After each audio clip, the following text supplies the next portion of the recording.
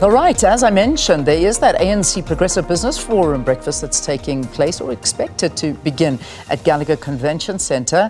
Our Katlego Legodi is there. Katlego, good morning. Talk to us. What are we expecting to come out of this?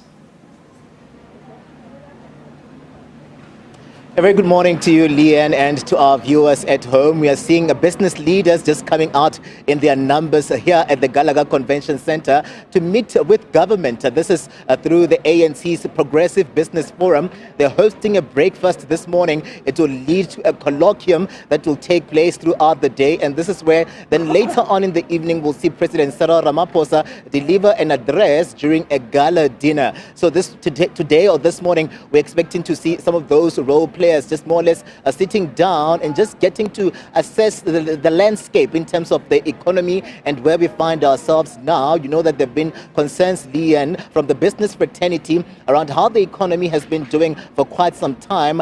Government being the one that are policy setters. They set these policies to ensure that there is a conducive environment for businesses to thrive. Here we're looking also at issues of job creation. As you know, that the economy has not done well to accommodate some of those role players, even young people that are looking to government, even the private sector, to come through with those well-needed jobs. It's a jam-packed program that will have various ministers that will be here with us. The Minister of Health expected to be here, the Minister of Energy as well as the Minister of Communications and Digital Technologies, Minister Mondli Gungubele. I'm going to bring him into the conversation this morning here with us, Leanne, who'll give us a sense of his role here. We're seeing you, Minister, playing a pivotal role looking at issues around the digital economy. We're going to be talking technology and ensuring that the communication space as well comes through for our economy. Good morning. Welcome to the SABC. Minister, just give us a sense of how important is it that we see these two role players, business and government, coming together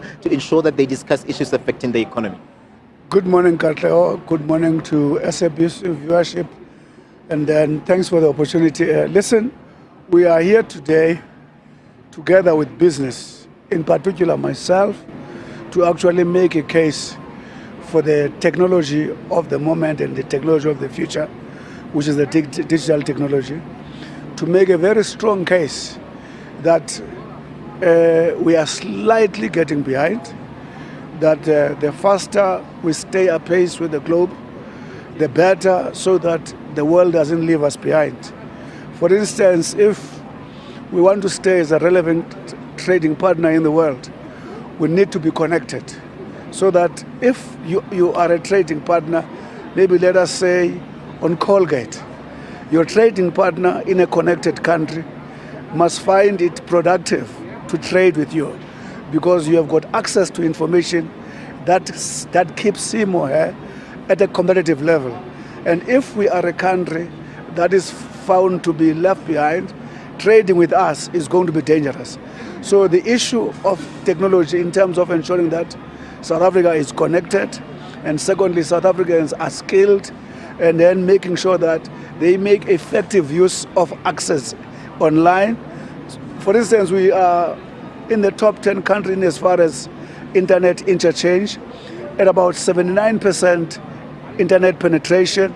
Remember, NDP would have said by 2030 we're 80%, we're already at 79%, but the biggest challenge is the access of our people to that internet. That is why we are moving fast through the SA Connect, by ensuring that all households are connected. Just this year, Katlego, we have connected a 3/4 of households, hoping to do 1.5 million at the end of this year. In 3 years, about 5 million.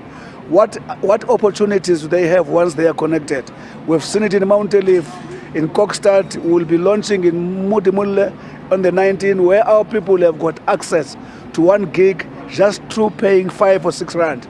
It's an amazing opportunity in terms of lowering data cost. So what role then do these business fraternities play in terms of ensuring that they more or less complement the work that you've been doing as government? Because we know very well that often they would complain that they are hard done by an economy, and we don't see the policies of government coming through for them to ensure that at least the environment is conducive for them to thrive. So today, what are we expecting to get from them, especially where your fraternity is concerned, that will ensure that at least we are on the same page here? We will actually, in conversation with them today, show them the the connectivity that we are making and how it is at their disposal, the opportunities available for them. As I'm saying, our people in the rural and townships having access to 1 gig just through 6 rand, it does not exclude business. Already in Mount Olive, there's one chap there, Mgoduga, who is selling chicken pieces. When we connected 500 rural houses, and we immediately had an access to a gig for just 6 rand. And that community got to know about that business. They used to travel to Mount Olive to buy chicken pieces. Just because of having access to internet, they were able to know that this chap has got this business. They no longer walk to Mount Olive town to buy chicken pieces. It saved them money they could have paid for transport. And in another family in Kokstad, where children of a very poor family had gadgets, we used to travel at night to go to library, to get books, to write assignments, exposing themselves to risks, at the same time trying to pay the money they do not have. Immediately we connected Kokstad 1,600 houses. In that family, suddenly those children, through their simple gadget, they are able to access literature of their choice and write assignment quicker and adequately.